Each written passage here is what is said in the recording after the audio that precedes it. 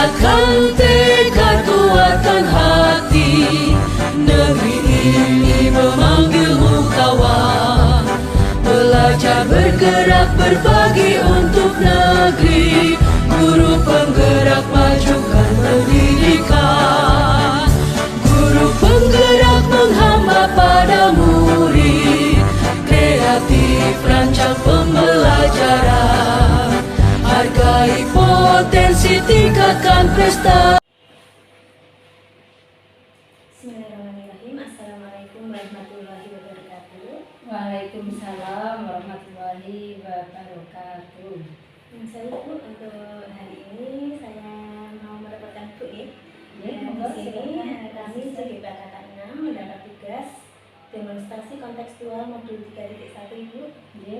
Di mana kami CGP itu harus melakukan wawancara dengan paling tidak 2-3 orang kepala sekolah. Inti dari wawancara yang kami lakukan itu sebenarnya untuk mendapatkan sebuah wacana Ibu. Wacana tentang pengambilan keputusan ini. Jadi pengambilan keputusan yang selama ini kepala sekolah jalankan ya Bu nih. Selama Ibu menjadi kepala sekolah itu kan otomatis berhadapan dengan banyak orang ya Bu. Iya. Mungkin banyak sekali keputusan-keputusan yang harus mengakomodir semua kepentingan. Ini tentunya mungkin bisa menimbulkan dilema-dilema nih Bu. Dalam arti bisa menimbulkan istilah pilihan-pilihan yang terkadang di satu sisi bisa memuaskan satu pihak, tetapi di sisi lain mungkin agak mengecewakan. Nah, ini sesuai dengan materi kami Bu. Jadi di modul 3.1 ini kami mendapat materi tentang pengambilan keputusan berdasarkan nilai-nilai kebajikan universal sebagai seorang pemimpin. Namun sebelumnya monggo Ibu untuk memperkenalkan diri terlebih dahulu. Terima kasih Bu Aziza. Perkenalkan, saya Sri Supatmi selaku Kepala SMP Negeri 11 Pekalongan, dan pada hari ini siap untuk diwawancarai atau berdiskusi oleh Ibu Dr. Aziza SPB dalam rangka untuk melaksanakan tugas ya Bu ya, memenuhi tugas tagihan dari kontekstual. Iya, dari tugasnya sebagai calon guru penggerak. Monggo Bu, untuk menyingkat waktu kami persilahkan apa yang mau disampaikan, yang mau ditanyakan kepada saya. Terima kasih Bu. Yang jelas permohonan maaf dari saya nih Bu ya, sudah istilahnya mengurangi waktu Ibu untuk beraktivitas hari ini Bu ya. Begini Bu, Bupati itu sudah menjabat kepala sekolah berapa tahun nih Bu? Cukup lama. Cukup lama, hampir 3 periode dalam arti ya 4 kali 3 ya, kurang lebih 12 tahun. Dan itu pun mungkin di instansi yang berbeda-beda nih Bu, di seluruh sekali. Iya. Tentunya juga dengan komunitas yang berbeda-beda nih Bu. Nah, pada saat Ibu melaksanakan tugas sebagai kepala sekolah ini kemungkinan besar kan Ibu menghadapi kasus-kasus nih Bu. Iya. Kasus-kasus yang bisa saja merupakan dilema etika itu. Dilema etika itu berarti ada dua pilihan yang kedua-duanya itu benar semua, tetapi saling bertentangan. Tetapi sebagai kepala sekolah harus memilih satu di antaranya. Mungkin ini pernah Ibu alami nih? Iya. Contohnya apa? Kasus yang pernah Ibu alami? Terkait dilema etika ya. Dilema etika ini ya setelah saya membaca beberapa literatur itu ya baru mengetahui bahwa oh ternyata itu termasuk kasus dilema etika. Nah, di sini yang pernah saya hadapi khususnya di SMP Negeri 11 ini pada waktu awal-awal saya bertugas di sini ini menjumpai anak yang pada waktu itu mendapatkan permasalahan kebetulan permasalahan itu terjadi di kelas 9. Anaknya kelas 9. Iya, anak kelas 9 dan anak itu sudah masuk semester 2. Jadi hampir ujian ya Bu? Iya, jadi permasalahannya ya ini terkait moral ya mungkin tidak saya jelaskan secara spesifik ya. Tapi kalau itu saya analisis ya itu termasuk dilema etika karena di saat saya mau mengambil keputusan A itu menimbulkan dampak, mengambil keputusan B menimbulkan dampak juga. Tetapi tetap kita berupaya untuk mengambil keputusan yang mana keputusan itu diambil yang tepat. Seperti itu. Dari dua keputusan yang saling bertentangan tadi Iya. mungkin di satu sisi karena anakku sudah kelas 9 melakukan tindakan yang kurang terpuji secara aturan sekolah, mungkin kan anak harus ke dikeluarkan atau pindah sekolah tetapi di sisi lain karena sudah kelas 9 dan semester 2 mungkin ibu merasa harus bisa istilahnya menolong anak ini supaya sampai dengan lulus terlebih dahulu pendidikannya lanjut. Nah, waktu itu ibu mau mengambil keputusan yang apa ini? Saya mengambil keputusan dengan mengumpulkan semua pihak yang terlibat, utamanya adalah orang tua, kemudian wali kelas, kemudian guru BK-nya, beberapa wakil kepala sekolah saya kumpulkan. Saya mengambil keputusan anak itu tetap mengikuti ujian, tetapi permasalahannya diupayakan tidak disebarluaskan, jadi disimpan, termasuk ke orang tuanya juga demikian, tetap memotivasi anak. Nah, akhirnya anak itu ikut ujian sampai selesai dan alhamdulillah akhirnya lulus. Berarti istilahnya ibu sudah bisa memilih ya Bu, memilih istilahnya kalau di kami itu di materi CDP itu paradigma berpikir keadilan dengan melawan itu rasa keadilan melawan rasa kasihan. Itu berarti di sini mengutamakan belas kasih kepada anak karena memang kurang beberapa bulan lagi anak memikirkan masa depannya masa depan anak untuk masa depannya. Itu luar biasa sekali Bu, kebijakan yang sudah Ibu ambil nih luar biasa sekali karena bisa istilahnya membantu anak ibu anak yang sedianya sesuai aturan tidak boleh sekolah lagi, tetapi karena ada unsur kasihan demi masa depan anak, akhirnya itu memberi kelonggaran untuk anak tetap mengikuti ujian sampai anak lulus nih. Kemudian ini Bu, selain dilema etika itu kan terkadang juga ada rujukan moral ya Bu. Rujukan moral itu gini, kalau tadi dilema etika kan ibu mengambil keputusan A dan B kedua-duanya bisa dan benar nih Bu. Tetapi kalau dilema moral itu ada dua hal bertentangan, satunya betul kalau ibu ambil keputusan itu, yang satunya tidak betul atau salah nih. Salah kalau mengambil keputusan itu. Apakah ini juga pernah dialami oleh ibu? Ya tapi istilahnya bujukan moral Bujukan moral artinya kita itu dalam menghadapi kasus atau permasalahan di sekolah itu kadang memang terjadi seperti itu. Biasanya ini terjadi untuk suatu penyelesaian masalah yang mana kadang-kadang ada yang memahami permasalahan, ada yang tidak. Misalnya terkait anggaran misalnya ya, kita itu sebuah kegiatan itu sebenarnya kan untuk menggunakan utamanya adalah anggaran yang bersumber dari pemerintah.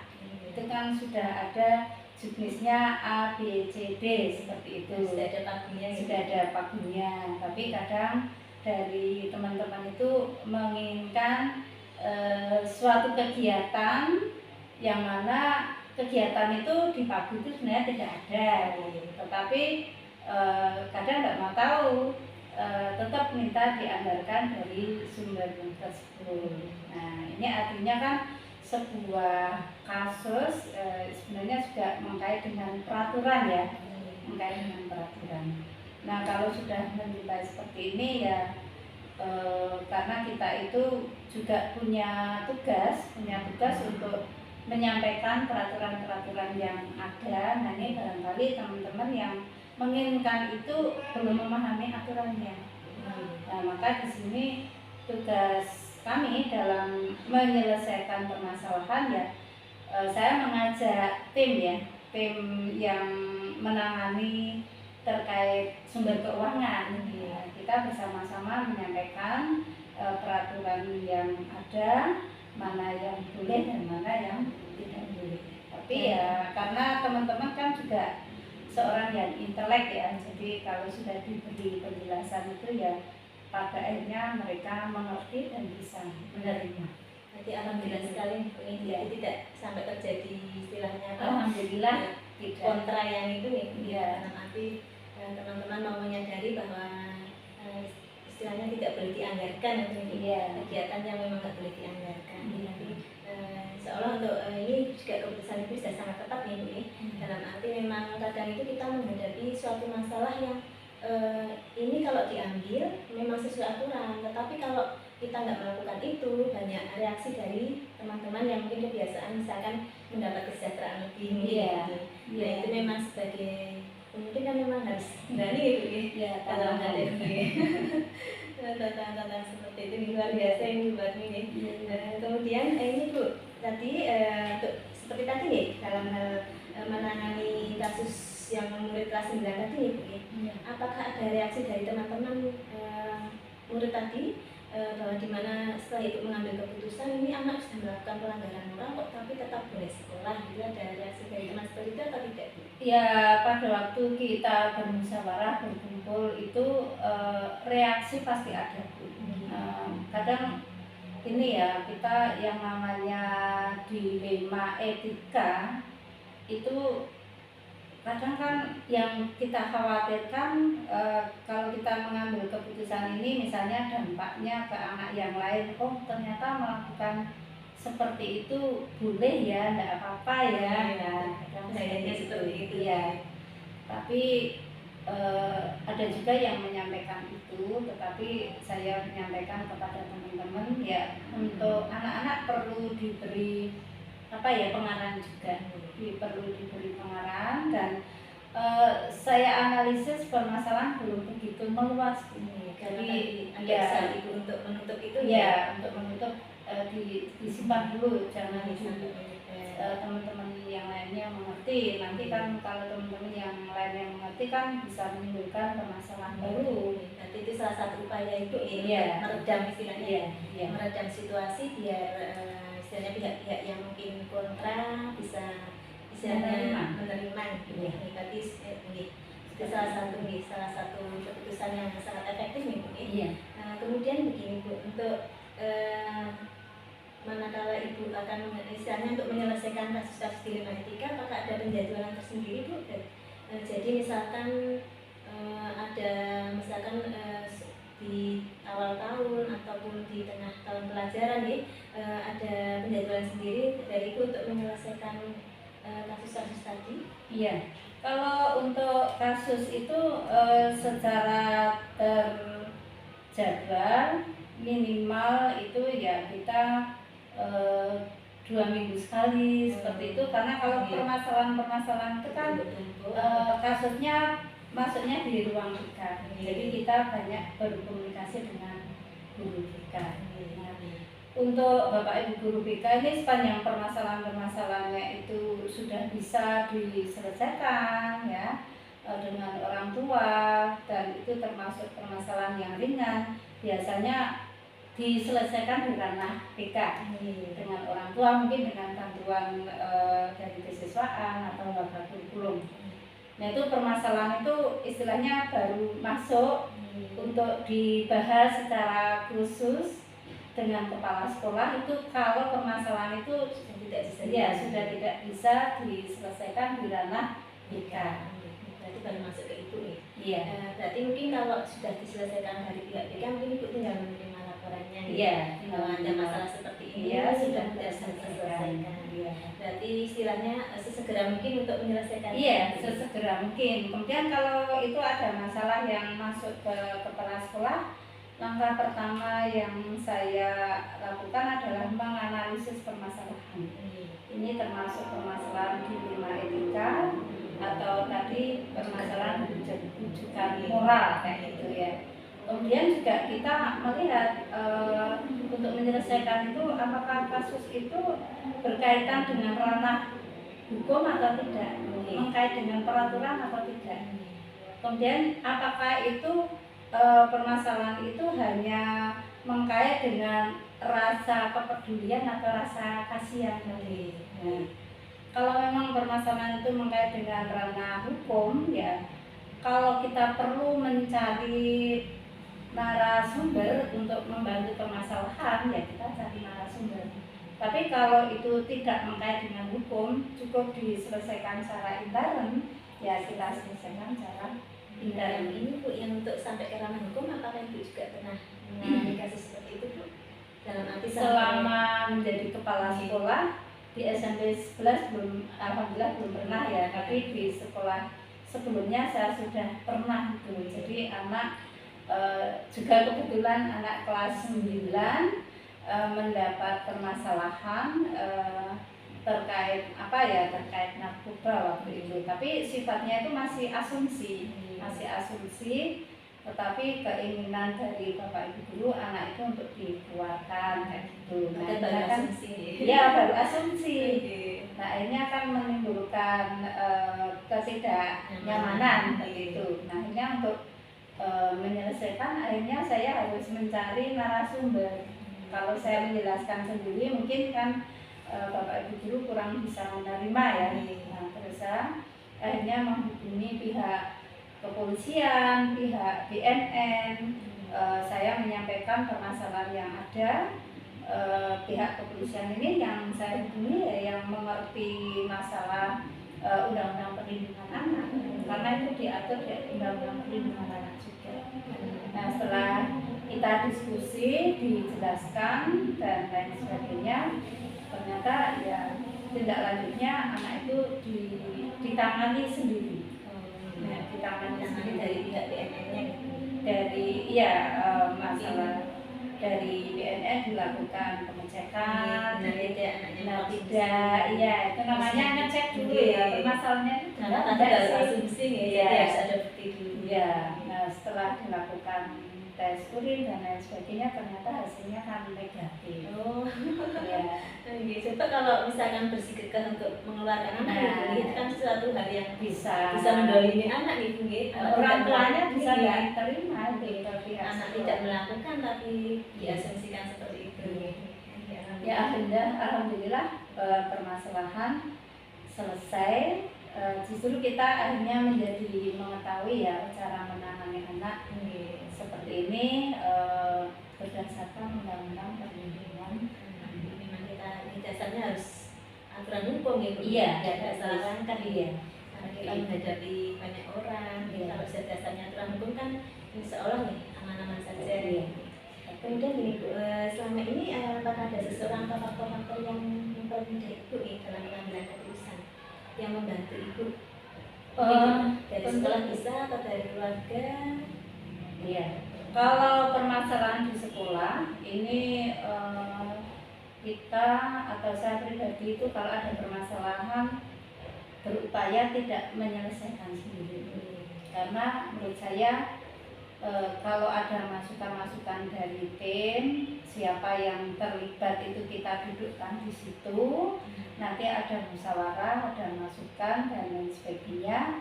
Itu nanti dalam pengambilan keputusan itu saya merasa lebih mantap karena sudah ada masukan, ada dukungan dan disaksikan oleh banyak pihak.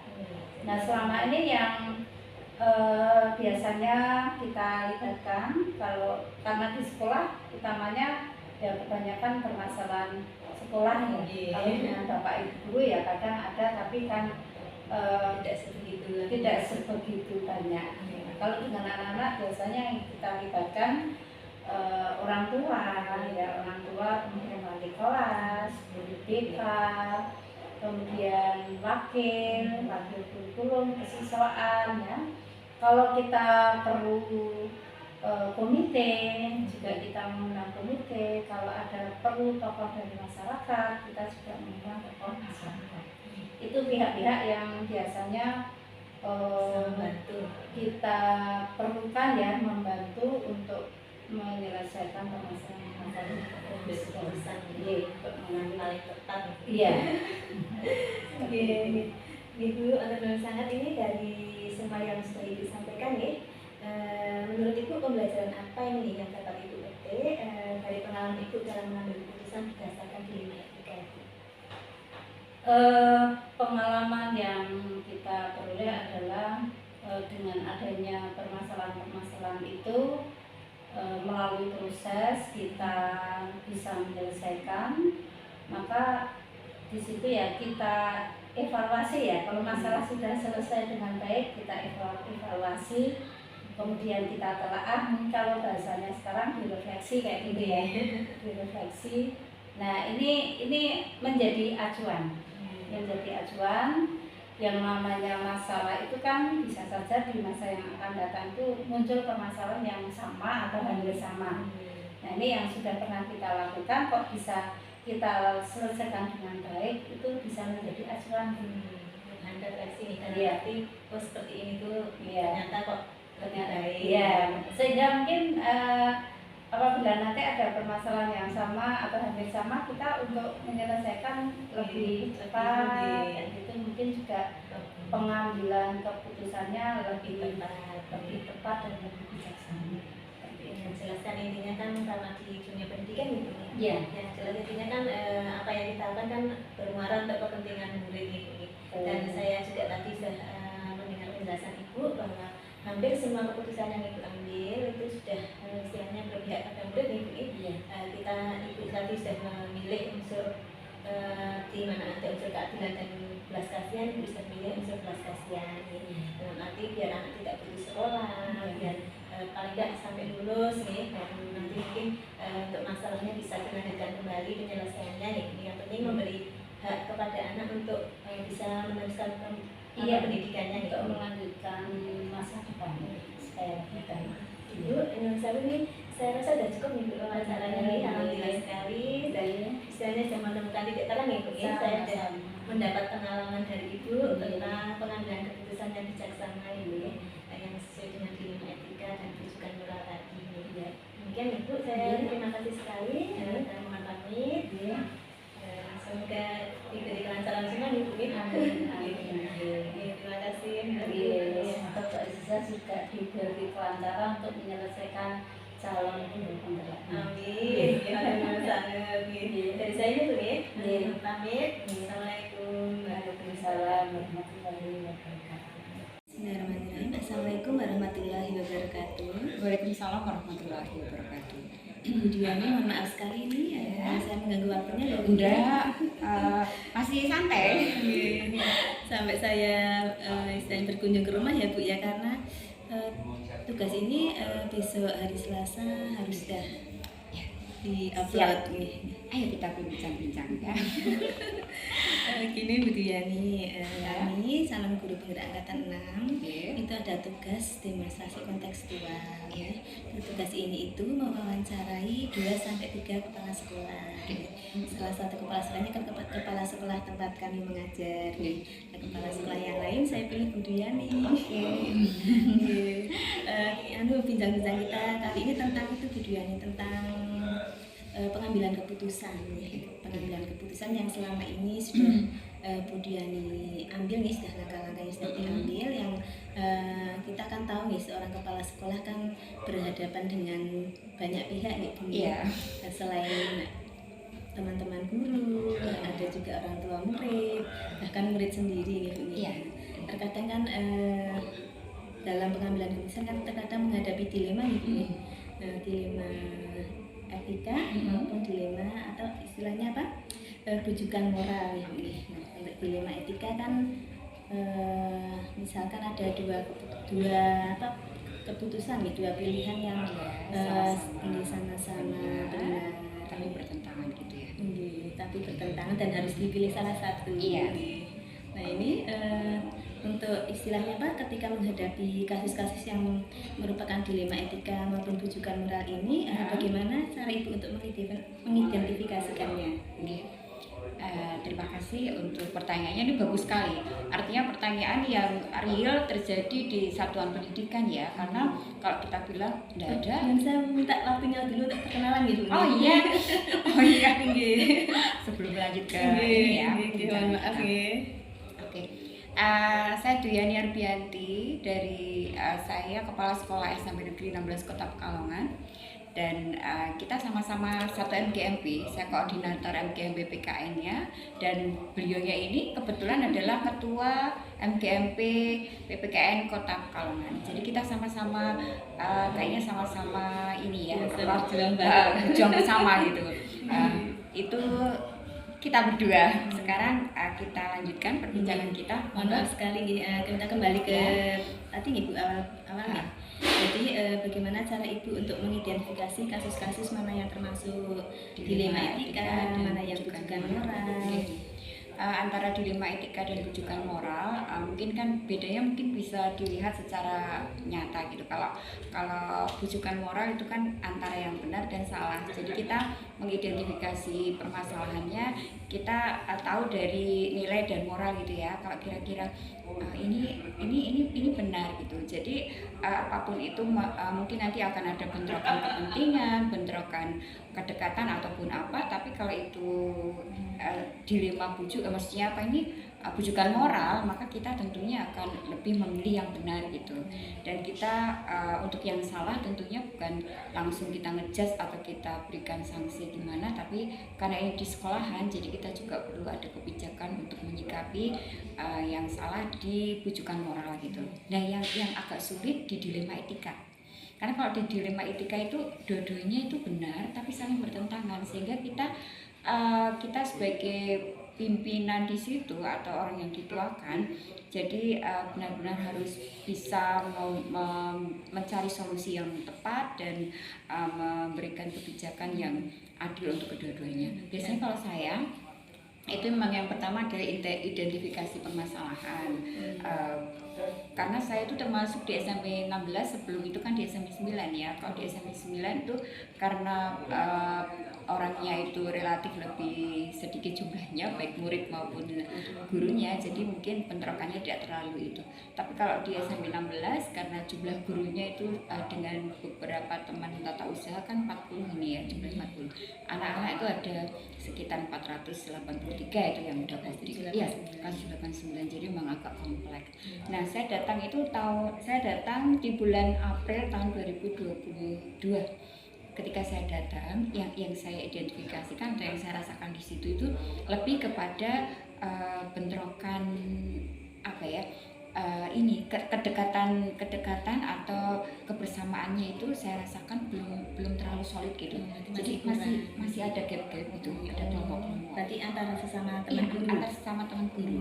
Kalau dilemanya dengan murid atau orang tua murid, mungkin kita bisa sama-sama untuk mencari solusi di warga sekolah atau di guru-guru dan teman-teman TU saya gitu. Jadi kita kerjasamanya kan antar guru dan TU. Nah, kalau dilemanya ada di antara gurunya, nah itu yang perlu memang betul-betul langkah-langkahnya itu yang tepat gitu.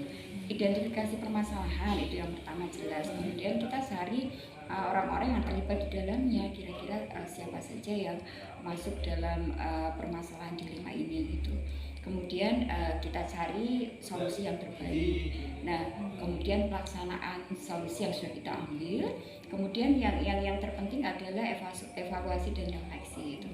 Evaluasi memang dalam segala kegiatan kita laksanakan, apapun di sekolah perlu evaluasi, karena evaluasi itu untuk mengetahui tindak lanjut ke depannya agar lebih baik gitu. Nah, ketika ada dilema itu dan kita ambil solusi, ternyata dievaluasi kok kurang tepat, ternyata ya kebijakan kita, maka kita juga harus bisa langsung memperbaiki itu gitu. Jangan kemudian ada rasa menang-menangan kalah-kalah, itu nggak boleh gitu. Itu yang terjadi. Luar biasa sekali Mbak Ani ini. Jadi ya, melalui tahapan-tahapan yang memang istilahnya sesuai dengan itu nih, langkah-langkah untuk mengambil keputusan ya. Pertama mengidentifikasi masalah, kemudian mencari pihak-pihak, mengidentifikasi pihak-pihaknya, kemudian merencanakan apa yang akan dilaksanakan, kemudian pelaksanaan serta evaluasi tadi dan refleksinya. Luar biasa sekali ini. Kemudian untuk yang kedua Bu, untuk gini, selama ini kan dalam menjalankan tugas nih, bagaimana Ibu ketika mengambil keputusan di sekolah nih, terutama untuk yang kasus-kasus tadi nih Bu, yang Iya, termasuk dilema etika nih, iya. yang menurut Ibu kan ini benar, ini juga benar, kan lebih membingungkan nih. Betul, Kalau yang betul, rujukan betul. moral kan jelas kita insya Allah ya pilihnya yang sesuai Iya, aturan, sesuai nilai moral ya, benar, sesuai gitu. nilai moral. Tapi kalau dilema etika kan kedua-duanya yang mau kita pilih benar Betul. semua. Nah Betul, ini betul. bagaimana istilahnya Ibu selama ini untuk menjalankan keputusan itu dalam pengambilan keputusan. Oke.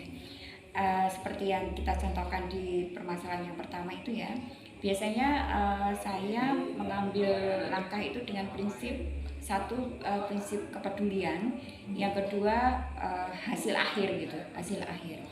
Kalau aturan memang perlu kita tetapkan, tapi kita melihat secara fleksibel saja kalau aturan itu. Jadi kita lebih lihat ke tingkat kepedulian gitu.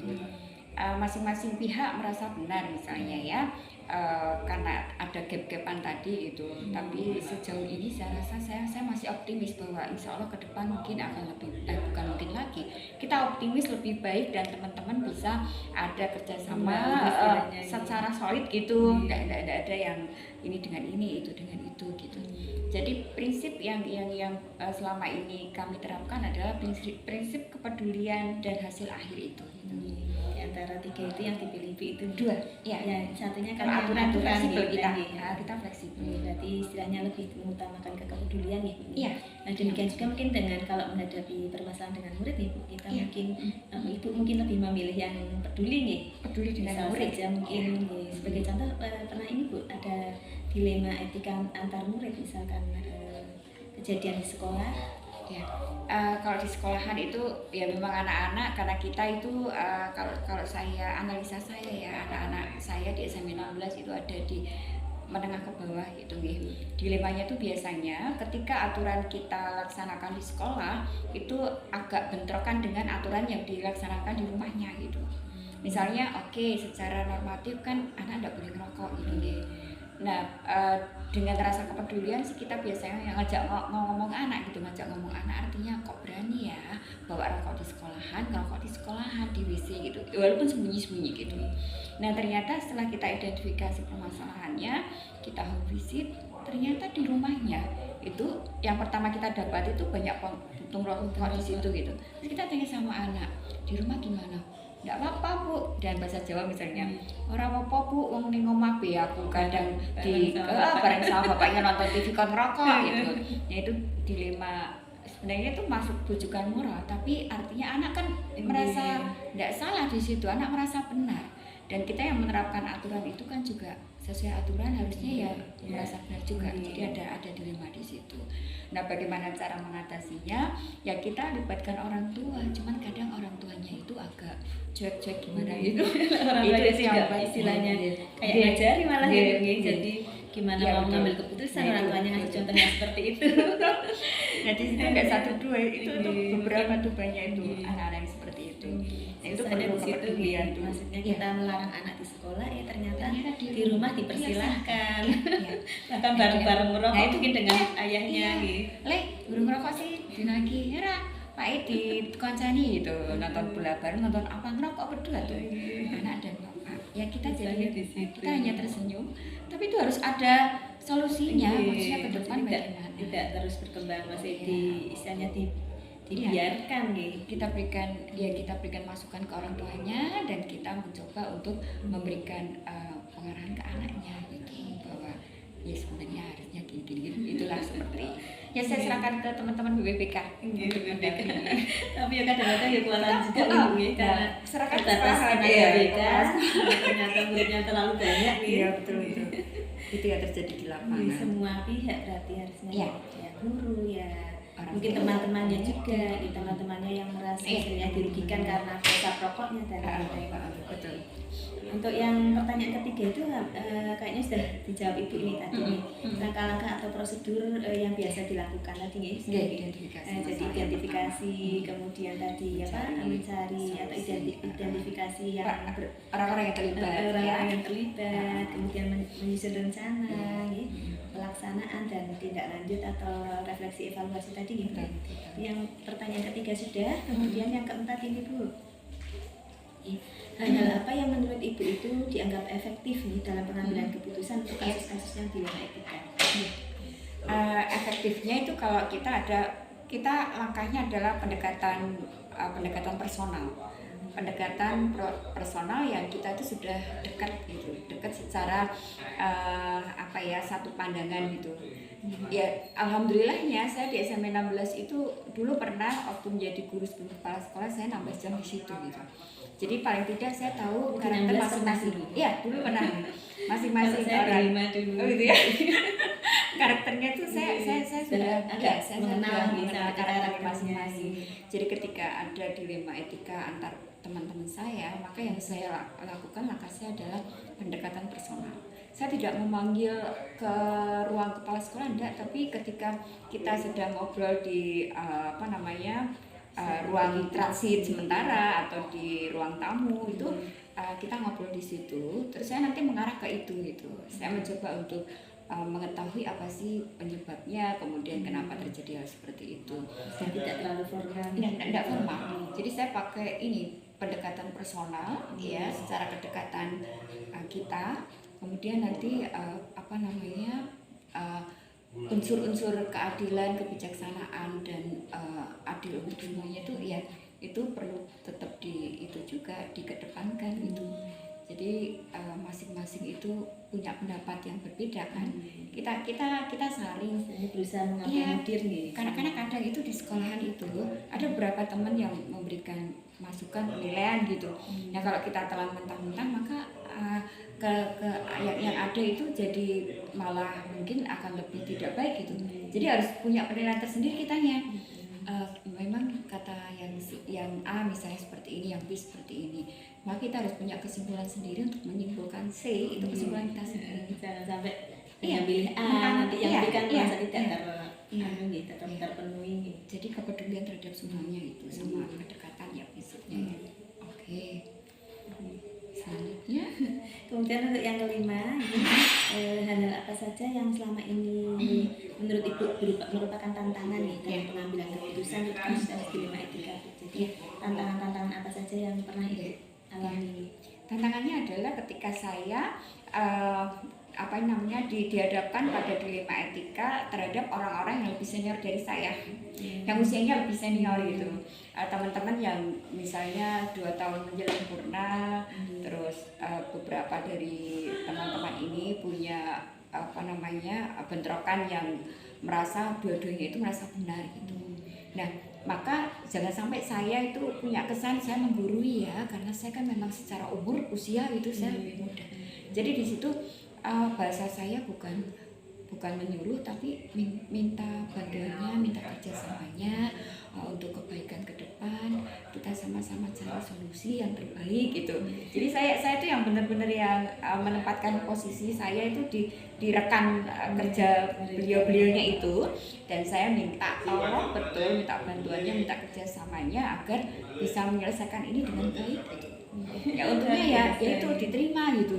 Jadi sayanya itu yang ya bukan dilondoi ya, artinya ayo bareng-bareng, bukan saya kepala sekolahnya, tapi kira-kira untuk ke depan sekolahnya biar enggak kayak gini gimana gitu Pak gitu. Jadi dengan bahasa seolah-olah minta pendapat mereka nih, bahasanya diperhalus mancing dia. Iya. Istilahnya. Karena ini memang benar-benar terjadi ketika 2 senior itu dihadapkan pada bentrokan yang yaitu karena permasalahan sekolah gitu ya. Yang satu punya prinsip ya harus gini, enggak boleh gini. Yang satunya juga iya, saya mandang di beberapa itu betul juga yang ini benar, yang ini benar. Tapi kan memang harus ada punya solusinya sama-sama. Itu yang jadi tantangan kendala hambatan saya itu. Istilahnya karena mereka lebih secara usia lebih senior kan akhirnya mau tidak mau kita menjaga luar biasa. Untuk pertanyaan saja nih Bu ini. Ketika Ibu memiliki sebuah maksudnya ketika mau menyelesaikan kasus kasus yang berupa dilema etika, apakah Ibu ada jadwal tersendiri? Iya. segala sesuatu kegiatan itu harus ada schedule atau jadwal rencana kegiatan gitu ya. Misalnya kita tuh hari Senin misalnya kita itu votekan untuk hari MGMP kan ya, maka saya jadwalnya biasanya MGMP sekolah, kalau enggak MGMP tingkat kota itu kan. Nah kalau Rabu itu jadwal untuk MKKS, jadi itu pertemuan MKKS, kegiatan-kegiatan sharing bersama teman-teman kepala sekolah itu hari Rabu. Nah di hari Selasa, Kamis, Jumat, Sabtu itu saya lebih ke teman-teman gitu, saya lebih pendekatan ke teman-teman. Jadi saya sering ke ruang guru, saya sering ke ruang BPPK gitu, untuk mendekatkan gitulah ya. Artinya apapun yang terjadi di sekolah saya harus tahu. Jadi saya punya jadwal di hari Selasa, Kamis, Jumat, Sabtu itu untuk menyelesaikan permasalahan yang ada di sekolahan gitu. Kalau ada hal yang terjadi antara teman-teman saya, ya di hari-hari itulah saya menyelesaikan gitu. Karena buat dengan murid juga ya. Murid itu biasanya hari Jumat dan Sabtu. Ya biasanya setiap pagi sih, karena setiap pagi itu saya biasanya keliling ya sebelum kegiatan pembelajaran, karena ada kebiasaan. Biasanya BTK itu yang paling agak susah.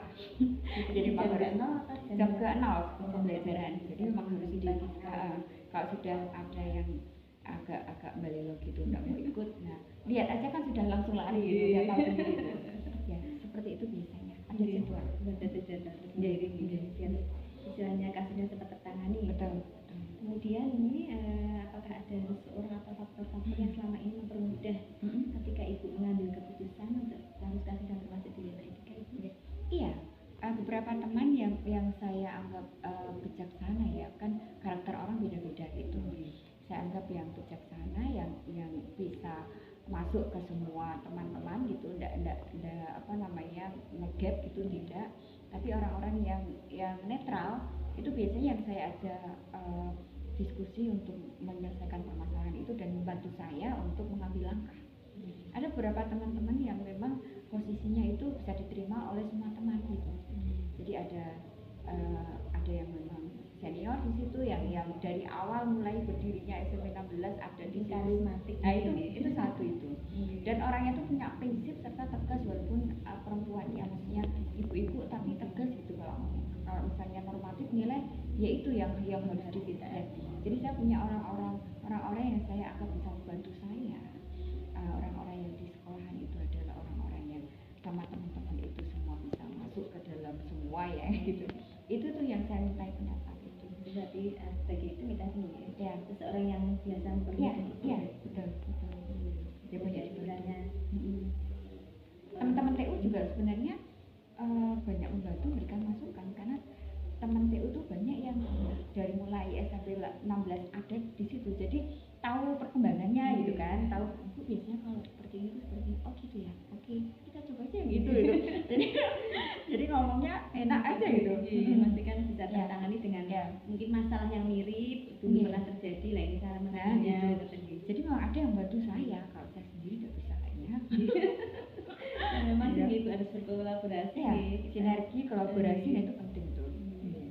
Ini Bu, terakhir ini Bu ya, pembelajaran apa yang dapat Ibu petik dari pengalaman Ibu pengambil keputusan di dilema etika? Pengalaman yang sangat saya rasakan gitu, bahwa sebenarnya memang banyak karakter dari orang-orang yang kita temui ya, anak-anak, orang tua, komite gitu. Tapi satu yang perlu kita kita pegang itu adalah rasa itu tadi, kepedulian, kebersamaan, sama kejujuran dan keterbukaan. Biasanya itu yang paling kita kedepankan yaitu transparan dan keterbukaan gitu. Jadi masing-masing tidak enak semua sih kalau transparan terbuka kan. Iya.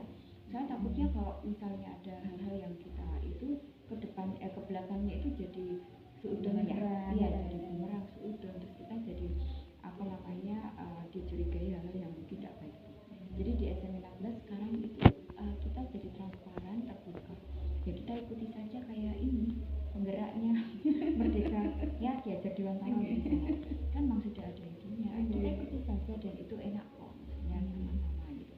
Di permasalahan apa saja, keuangan juga kita terbuka, kita transparan. Jadi teman-teman tahu, sehingga teman-teman tuh tidak kemudian ngomong di belakang gitu, karena tahu lah ya, memang biasa ngomong.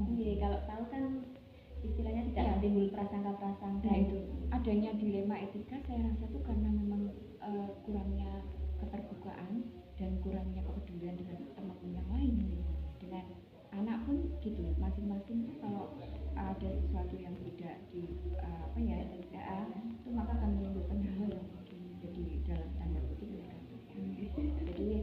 harapan saya itu di dilema etika yaitu perlunya ada keterbukaan, kepedulian dan kejujuran.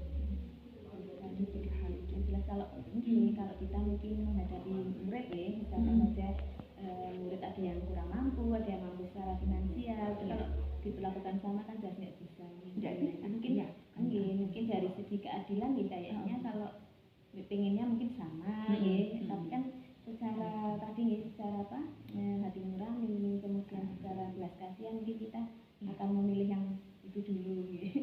Ini ternyata mata pelajaran PPKN kalau diterapkan di sini itu ya banyak sekali sih membantu kepedulian, kejujuran gitu yang saya rasakan nilai-nilai universal yang kita ke anak gitu. Saya yakin ajarkan kan calon pemimpin yang penggerak pendidikan yang karena berlebihan dasarnya ada di mata pelajaran kita. PPKN bukan berarti kita enggak sih, tapi saya rasakan memang banyak membantu kita dalam melaksanakan tugas kita di satuan pendidikan kita. Saya sudah merupakan sekali ya. Enggak, saya malah senang, maksudnya kan kita selalu sharing ya. Yang jelas sih ya tujuan utama saya yang pertama silaturahmi gitu. Karena dia memang ada tugas ini. Ya.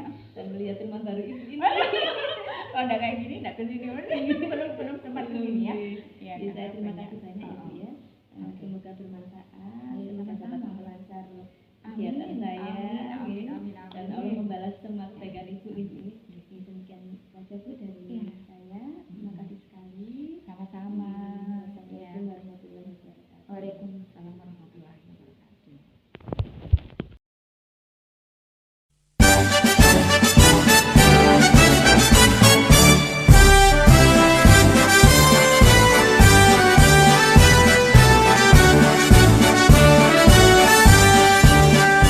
Bulatkan tekad, kuatkan hati.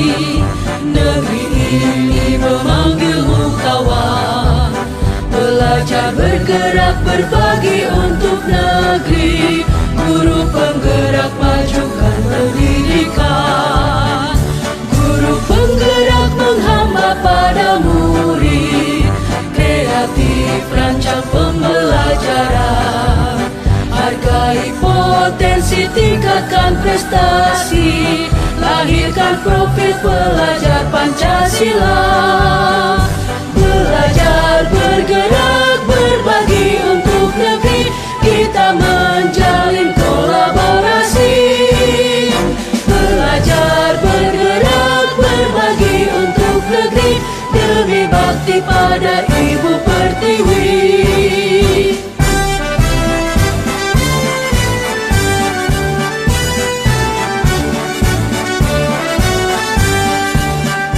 Bulatkan tekad, kuatkan hati. Negeri ini memanggilmu kawan. Belajar, bergerak, berbagi untuk negeri. Guru penggerak, majukan pendidikan. Guru penggerak menghamba pada murid. Kreatif, rancang pembelajaran. Hargai potensi, tingkatkan prestasi. Lahirkan profil pelajar Pancasila. Belajar, bergerak, berbagi untuk negeri. Kita menjalin kolaborasi. Belajar, bergerak, berbagi untuk negeri. Demi bakti pada Ibu Pertiwi. Belajar, bergerak, berbagi untuk negeri. Kita menjalin kolaborasi. Belajar, bergerak, berbagi untuk negeri. Demi bakti pada Ibu Pertiwi. Demi bakti pada Ibu Pertiwi.